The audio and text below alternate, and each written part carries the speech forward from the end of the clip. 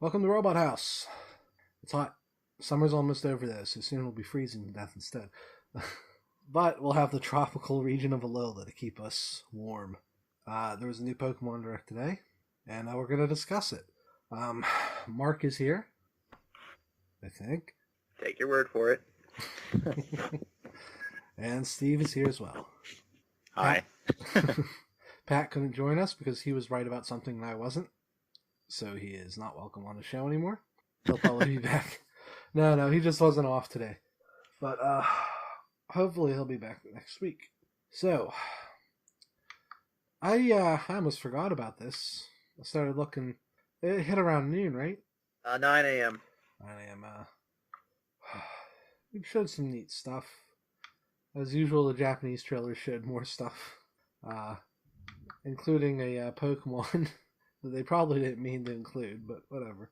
So let's do the Pokemon first. They showed us Alola Eradicate, or should I say, Faticate. I am saying it. A public service announcement. Everybody's thought of that joke, so I thought of it first. that's what everybody's saying too.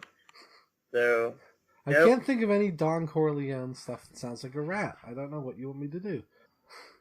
Don Corleone doesn't sound right. The fattest Pokemon for its size, I would argue. Like 50-some pounds, yeah. Yeah. Well, that's the thing. When it hunted at night, it didn't have to worry about, young goose anymore. Yes. So the pickings must have been pretty good at night. Apparently their sense of taste is so good now that people carry them along to pick ingredients for their restaurants. Good for you, Eradicate. Yeah. Well, they don't actually cook, though I'm sure they'll make that joke at some point. That was the only Alola form we got. Odd. Yes. Next up, we got... Well, I think they might know about some of these leaks, so they might be holding off on some stuff, maybe. It's possible. Because the second you see the fighting type Alakazam or fighting Nidoking, that's basically, you got that leak in. Yeah, although at this point, they've been right pretty much on everything. So They did mention a few things that we saw today, but maybe it's because I didn't see it, because some of the stuff might be more story-driven. Yeah, most of this stuff has to be related to the story. I mean, next up they revealed Type Null, which is not a type. It's a Pokemon. No. Yes, looks like 3 Pokemon. At least 3. It's some sort of experiment gone awry. Yeah, I read somebody's theory on it that it looks like it might be the fusion of the 3 starters. It's got the aqua tail, like the bird talons, and then I forget what it has from the cat. Probably the face, but we can't see that. I mean, the back legs kind of look like it could be cat.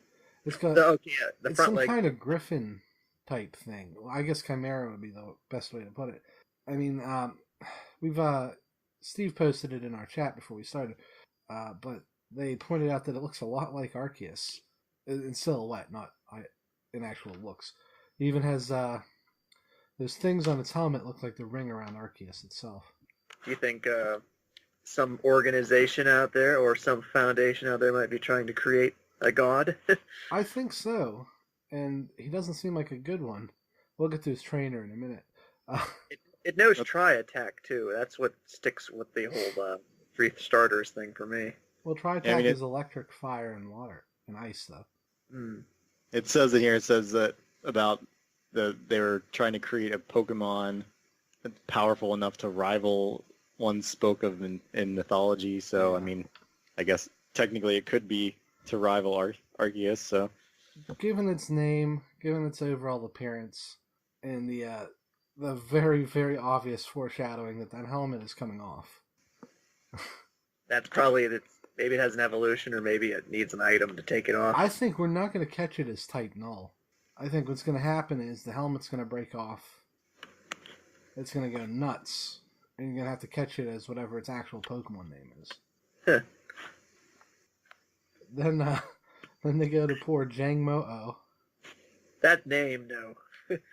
I think I'm saying it right. There's a bunch of different ways you could do it, but I think they were going for a Korean pronunciation. I don't know. One thing's for sure, it has a heart on its head. It has a tadpole tail too, so I'm not exactly sure. It can have bulletproof or soundproof, both solid abilities. Um, and Pokedex entry says what it wants to be the best or something. well, it's scaly. I think this is going to be our fighting type dragon because Kinky. they clearly in its Pokedex on the site say that it loves to fight and something else I can't place right now, but they heavily Okay. implied that it has like a sense of honor, like fighting type Pokemon tend to. It says as a pride of a warrior. That's it. If it likes to fight, I'm gonna call it Russell Crowe. Making movies, making songs. I didn't Google that name. I'm sure it's like based on a weapon or something though. It sounds. The Japanese name's a lot easier to say. It's just Jarako. You and your easy names can get the hell out.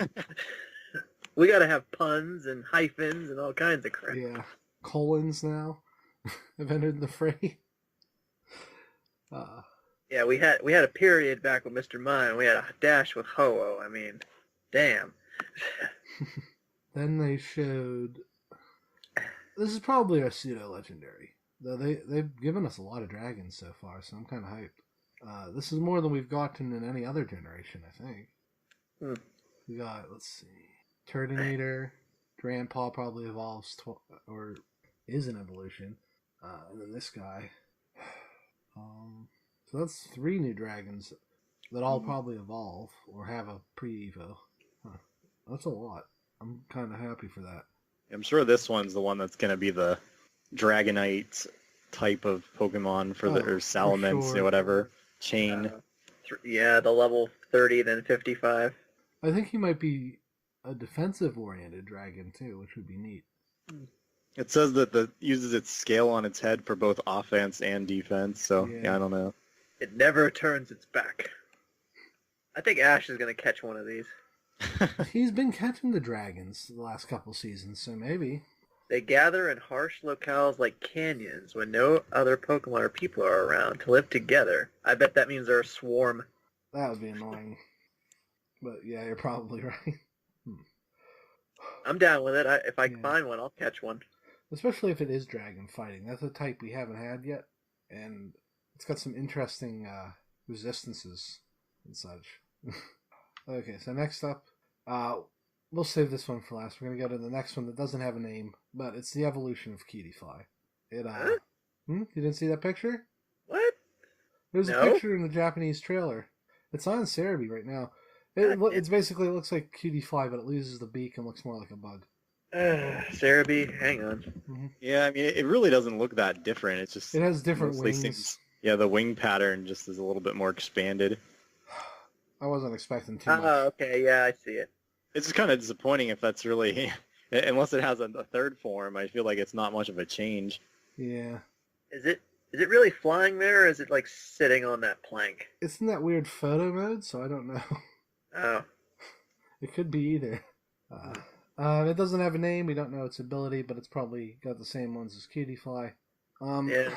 The animal it's based on is just like a fruit fly, so it's not going to be very impressive. Probably called Fruity Fly or something. That'd be so dumb. That makes more sense though. And then finally we have UB01 or Ultra Beast 1. Or as we should call her, Lily. Yes. I mean, what? It's not even... It could be Lily's wig, to be fair, but it's pretty much Lily. Well, I've been hearing theories, though, maybe it's like Lily's, it's supposed to be Lily's sister or some other weird stuff like that. It could be. I think they're going a little too deep in what the story's going to be about, but... Yeah. But it says they threaten the Alola region. Lily doesn't seem very threatening. Maybe she's reluctant? Probably. I mean, it said that it's able to change forms or something, so I mean, it makes me feel like since it does look like that president of the... Well, I mean, we haven't even gotten there yet to the... Yeah, we'll be there in a sec. But no, okay, it says it could be a threat to people in Pokemon because they're unknown, and clearly they're attacking somebody. The Aether Foundation, who we'll get to in a second. When we get to speculation, I have a broader theory on what they are.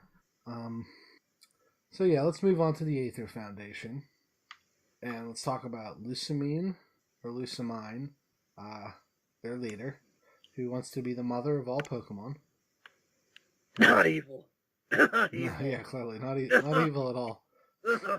Those gems glued to their costumes clearly denote nice people. I wonder if they created Z crystals or something. I think that we're gonna find out the Z crystals are related to another super weapon. I bet that seems to be how these things occur.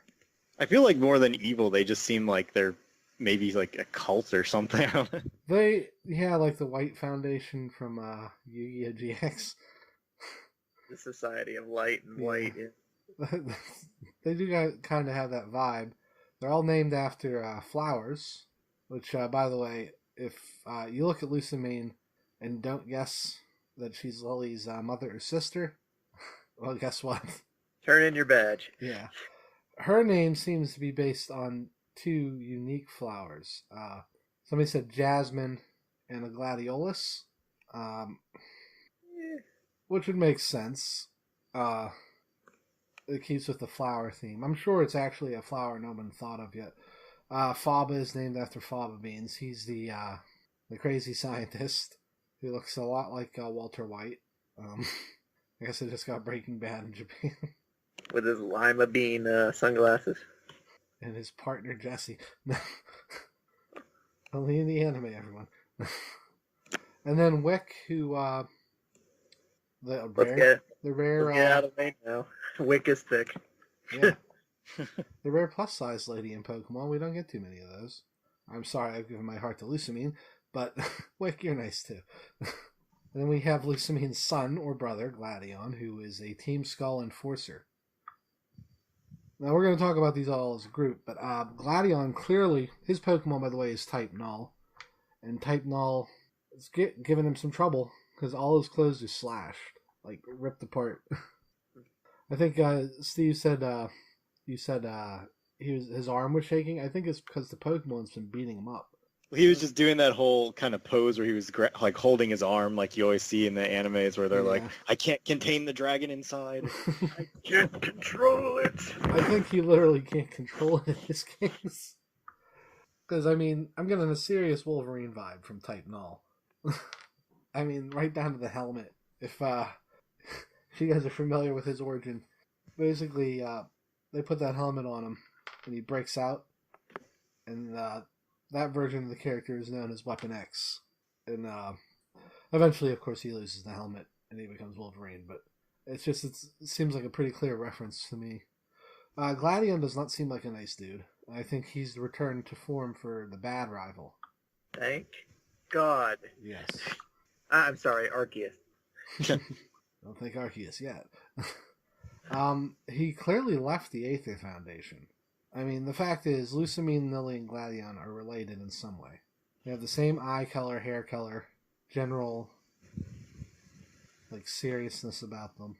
I mean, maybe I'm just thinking way too much into this, but I just kind of get the feeling that the Team Skull just doesn't look like they're very smart. So No, I don't know what they're up to, but I think the Aether Foundation is, kind of using them to cover their tracks. Yeah, they're a feint. They're like, hey, you guys just screw this up, and we're going to be doing something over here. They actually fight Team Skull. They seem to be slandering them a bit.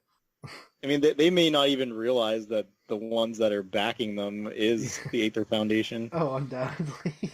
Maybe Team Skull steals Pokemon, and the Aether Foundation rescues quote unquote the Pokemon from Team Skull in an experiment. And puts them all on their artificial island. Yeah, and they probably created Type Null. Oh, undoubtedly. That's actually what I wanted to bring up. It's pretty. That was me. Sorry. It's pretty clear to me that the Ultra Beasts and Type Null are an attempt by the Aether Foundation to replace the Island Guardians. Because their artificial island has its own guardian, and I think we've all agreed it's Magearna. Ah. And that would be Lily's connection to him, too. Because they already said she has a connection to him. And Magearna is probably Ultra Beast 5. I mean, the only thing with that would be just the fact that since she's obviously event legendary that generally they don't have a lot to do with the story, I feel. But I don't know. True, but they're giving it away on day one. Most likely. Yeah. Kind of like how they did with Victini in Black and White. Yeah. He wasn't story driven. He was just, go beat the stuffing out of him and Yeah. catch him. It's possible they. I mean, they tied Deoxys into Omega Ruby Alpha Sapphire, so Yeah. maybe they realized, maybe we should tie some of our legendaries and stuff into our stories more. Yeah. Although in that same case, though, they made it that you could catch him, so I mean, Yeah. he became a legendary instead of mythical Pokemon in that regard. Sometimes they tease Pokemon that you can't catch until an event. Not all. I can't remember any specific cases off the top. Well, Mew would be the most obvious one. I just kind of figured that these Ultra Beasts would be organic rather than a machine. Well, they don't have to be a machine. I mean, so far we have two artificial Pokemon, and that's Porygon and Magearna, but that doesn't necessarily mean that they have to be like inorganic Pokemon. Though UB01 seems to be made out of some kind of glass-like substance, so it could be. Aether probably came up with them. Or some, it seems too convenient. These guys are clearly evil. They have their own grunts. Yeah, they do. I mean, it's too dark of a story, but I can imagine maybe Gladion left the Aether Foundation because maybe the real Lily died. I think, and then the Ubi-01 that could be it. Adopted it. I mean, they've gone dark like that before. I'm pretty sure he took Null because he found out what they were doing to the poor thing. Yeah. Man, that'd be something else. The reason he has the helmet on is because he needs to have it on or he'll destroy the islands. We'll see. It's possible. Could Null be Mush at it? I don't know. Maybe it's awakened. Look right into his weird unique typing rumor. Well, it's normal at the moment, so it has to have like the helmet form, helmet off form. Yeah, the helmet looks like a gladiator helmet too, and Mars is the god of war. So Gladion inadvertently controls a very powerful legendary Pokemon. Well, that would make sense. I mean, he's gonna give it to you, or at some point he's gonna lose control of it, and you're gonna have to catch it. But the Aether Foundation also created, not just to maybe fight Arceus, but maybe to beat Solgaleo and Lunala? I think so. I feel like they would be the primary focus. I think their ultimate goal is to wipe out the islands and put all Pokemon on an artificial island where they can live in peace. Well, yeah, they're calling their own island a paradise. They probably want to do a whole Garden of Eden kind of thing. Yeah, because they're making it pretty clear this is invasive species versus native species. Now that can screw up an ecosystem. That's gonna be hilarious if Team Skull's not really the ultimate evil here. Oh well, I think everyone knew they weren't. Yeah, it's like holy crap, they're taking advantage of us. Guzma's motivation is, man, I should have went to college. I don't think. Well, does that mean Professor Kukui is kind of in with the Aether Foundation? Because Lily's his assistant, isn't she? Yeah, but she just moved here, right? I don't know. I feel like I would think the professor, I'm sure that they are not really seen as a threat until later in the story that they realize. I'm sure people don't. It's sort of think like that Lysander, but not obvious. Yeah. Well, not as obvious. They aren't going around saying their plans. Everybody and their brother is like, yep. Aether Foundation is the evil team after all. You're not tricking anybody up here. But if they do this fruit, it's still refreshing though. Yeah. Lusamane baked us cookies. Oh, she's evil. Lysander just said he wants to start up a super weapon and kill all people on Earth. Oh, he's just passionate. It's just an eclipse can that's going to destroy the Dark Arm species. And then, that's about it there. Just to touch on Magearna one more time, though, it does state that she was created 500 years ago. So that's I feel like Well, she's yeah, kind of. but she could be UB00, I and don't know. all the other ones I'll are leave it based on alone. her. Yeah, they like doing that. Victini is technically zero. I just kind of got the feeling that she was just her own thing. It's possible, though they seem to want to tie her into the story somehow. They introduced her so early ago too, Yeah, so maybe they want to do more than just be the movie legendary. yeah. I don't know, maybe they've been listening to some stuff where it's like, hey, just stop making it be the legendary movie mon and let's make it make things have more importance. Yeah. And let's see. Next up, speaking of legendaries, the Z Cube and Zygarde cells. So, what are their names? Dexio and It was like Cinna or something like that. Yeah. Senna. They're professor assistants from X and Y. Shows you how long I actually talked to that guy. Well, I mean, they do look a lot different since they're not, they're Yeah. designed like actual people. Oh yeah, they do look a lot different. That probably didn't help. Other than they're wearing cool clothes, I want that Executor shirt the dude's wearing. I bet easy money that Japan gets that shirt. Hey, the Pokemon store that doesn't ever sell anything Yeah. that I want, maybe get these shirts. Oh, you mean the center? Yeah. Sometimes they have nice plushies. That's where I got my Gengar Pikachu. They don't That's sell how- the actual hoodie, though. God forbid. So anyway. Zygarde Cube. They give you the Z Cube for helping them out, I assume. And then Zygarde cells will be scattered all across the Alola map. That's what. I guess you collect a certain number, you get the 1% form, then the 10, then the 50, and then obviously the 100. And they'll have the ability to call the 100% form if they take half damage. We don't know what the final form's ability is yet, do we? I don't think they've really gone into The detail. real final form, I should say, not the one summoned by their abilities. But it looks like you'll be able to, if you're diligent, have a legendary. I would assume these are paced out enough that you'll have 10% for most of the game. I feel like to get all of the cells, though, it's probably going to be end game. Oh, definitely. Yeah, they wouldn't give it to you. Otherwise, you'd steamroll they're not Elite Four. Yeah. Maybe the Elite Four could be the Aether Foundation. Well, there There's aren't like enough of them. If There's we other assume four? Lily is one of them, Ah, that would make sense. defeat the four of them and stop their plan. Yeah. We'll see. Hmm. So, now, just some minor mechanic stuff is what they covered after all that. Let's see. The games are set 12 hours apart. This is the first time the story will actually be affected by time differences, too, apparently. Since you're more likely to do things at night in Moon or during the day in Sun. People were a little confused about this, but basically it means if it's 6 a.m. in one game... Went in real time. Yeah, in real time. It's 6 p.m. in one game, and the other game is set to real time. So that's all there is to it. So I guess Sun is set to real time. And Moon is Most 12 likely. hours ahead. Yeah. Yeah, they could have worded that a bit more clearly in the trailer. Well, the Japanese trailer shows the time passing on 2 different screens.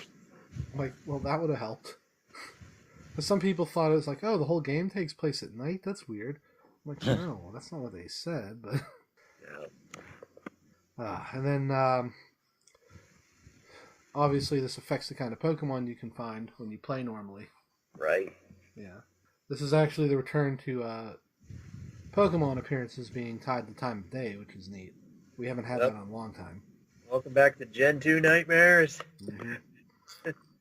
So Moon players will probably see a lot more Ghost Pokemon, things like that.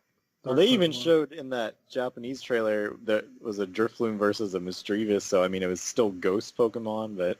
Yeah. Well, Mischievous might like to come out during the day to be, well, mischievous. Maybe. But Drifloon has to get them sweet, sweet children, apparently. What better time than Friday? By a lake. And then they become Ghost Stump. Phantom. Is it Phantom or Ghost Thump? Phantom. Phantom. Why? I don't know. Then they showed us Pokemon Snap 2. I'm sorry, the Poke Finder. I'll take it. It's close enough. It's not exactly what I want, but whatever. Did I you? mean, they haven't gone into details yet. I mean, maybe there is ways to lure the Pokemon. Yeah, like I said, I think I said in the chat, if I can't chuck things at them, then there's no point. Maybe the oh crap, the Pokedex. What is it really again? Rotom. Yeah, it's a Yeah. Rotom, yeah. Maybe Rotom can maybe get upgrades where it's like maybe it'll yell at them or something. Yeah, Like, hey you. that makes sense. And it looks like they're posted to Miiverse automatically, and people can ask what kind of camera you used for some reason, which I don't quite understand. It might be our Miiverse, and then it's like the Pokemon's version of Miiverse too, maybe. Yeah, Maybe the more photos and the better photos you take, maybe you can get like Rotom upgrades for the camera. yeah. Well, that would make sense. It looks like you just find little spots in the environment, and it'll show different Pokemon to you. If people really love the feature, maybe they will consider making a true-on Snap sequel. But for now, I'll take it. Yep. And then finally, they announced there will be differences between the two versions, mostly story stuff, which obviously, and actually even the Island Challenge Pokemon will be different. The Totem Pokemon that you fight, which I thought was really neat. Yeah. Makes sense, since the whole time difference and everything now, too. Yeah. Yeah, I feel like eliminating the gyms kind of gives them a lot more to change around, too, to make the games actually different. Yeah. They have a lot more freedom to work in, so that'll be cool. I don't think they'll all be different. Like, I'm pretty sure you're going to fight that Marowak no matter what, but Yeah. yeah, he'll still be cool. Yeah. It's looking real good. Mm-hmm. Really is. Like, I don't know if this would compel me to get both versions or not yet. It all depends on what the other regions are. I typically get both eventually. I bought both gens all the way You up. don't need to anymore because of Bank, but Yeah, and Wonder Trade now, especially with friends and that too. Like I bought both gens like 1 through 4. I didn't. And I stopped with 5 and 6. I usually buy the third version, and whatever one I prefer of the first two, but obviously wasn't an option with X and Y, so I just bought Y. I only did I did Yellow and Crystal. I didn't do Emerald, and I know that's probably blasphemy to a lot of people. You don't know what the Battle Frontier is? Well, Oh, you poor soul! You missed out on the worst thing ever created. As far as, I mean, Gen 1 I got red, and then I got yellow, and then I only got silver for Gen 2, but from Gen 3 on I got every version. In Gen 3 I borrowed Pat's copy of Emerald, so Oh wait, I lied. I never had Ruby. I only had Sapphire and Emerald. They didn't miss much there. filthy casual. Ruby is the worst Pokemon selection, I think, of that generation. You just need Blaziken. That's all you need. Yeah. I mean, That's kind of cheap that he can just, one-shot most of the game. Did either of you guys read the I'm on the Pokemon website now, the My Wishes for Sun and Moon thing from Shigeru Omori? Oh yeah, I skimmed through that. It was neat. I like that they got a new director. He seems like a younger guy, more around our age, so you can tell he wanted a radically different game. And it looks like he got it. Yeah, right. It looks like it's shaking up so much in the formula too, which is pretty nice. I mean, it's 20 years. It's time for them to show hey, what's worked, what doesn't work, and Now they can keep this consistency going. For the Diamond Pearl remakes will be on track. I mean, I feel like what they're really doing is it just feels a lot more. I just think the immersion of the game that instead of it just being that whole top-down view. That does help a lot. oh man, can you imagine in the Sun and Moon anime that Lily ends up becoming the traveling companion? Ash just no, loves. it's Mallow. I know. according to that picture. So Still. Could you imagine, like, Ash just attracts all the people, like, or the Pokemon disguising themselves as people. I guarantee he's gonna meet Lily. And then he's Yeah. gonna see the jellyfish. Then some old guy is gonna come along and explain Lily to him. And Ash won't get it. That was a funny. Derp derp derp. You've known Lily since she was a baby. That must mean you're her baby photographer. That's still the best joke in Pokemon. So yes, Pokemon fans, don't expect Serena to be around. There's other waifus that are in this series. Well, I mean, Mallow's much older than Ash, so maybe not. But she has to be at least as old as Jesse and James. Interesting. Though that didn't stop them with Misty, so who knows? Maybe they'll make Ash age one more year. He's a teenager. Oh wait, no, he's to be 12. Never mind. As far as the whole immersion thing, like I was mentioning, I mean, as far with the we were mentioning with the camera and stuff. I mean, I just wonder if that's just. I mean, you see these Pokemon just wandering around like that to take pictures of. I mean, do you just walk up to them and battle them? I bet you can walk up to any Pokemon that's just sitting around, like, and if you talk to it, it just says its name. I bet you can walk up to them and take pictures, but there's actually, like, specific spots where they'll, like, pose and stuff for you. Like that one where they took the picture of Pikachu. It looks like it was just looking, like, over a fence. Yeah. It was a candid shot of a Pikachu. Yeah. So they might have it blocked off that you couldn't just walk up and try to catch it or something. Yeah. The Dragonite was flying up in the air, so I don't think you'd be able to catch it anyway. Nope. Unless you do a sky battle. Charizard, yeah. I was Sky about to say. battles are not a thing, no. They are terrible. They are very terrible. So I think that's about it. Yeah. Next up, Koro Koro at the end of the month or so. Oh, it's just going to be recycling the rest of this, I bet. Well, they're like 2 months away now, so probably get the starters next month. Oh no, we need Rockruff Secret next. Yeah. Well, the manga starts next month, so. I think a lot of times with the Koro Koro, when they repeat stuff, it's things that we see on our end, but they don't really announce in Japan. But I mean, the Japanese trailer showed all the same stuff that we saw, so I would expect the Koro Koro to still have new things in it. Let's hope. Sometimes they like to just print a bunch of old stuff.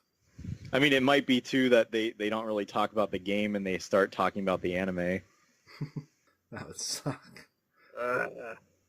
Well, they'll probably do that, but they also said that I think next issue they deal with Rockruff, so You finally get watch there be a sun evolution and watch there be a moon evolution for this thing. I'm telling you, the starters are going to evolve differently based on the version, and this is the time difference thing confirms it to me.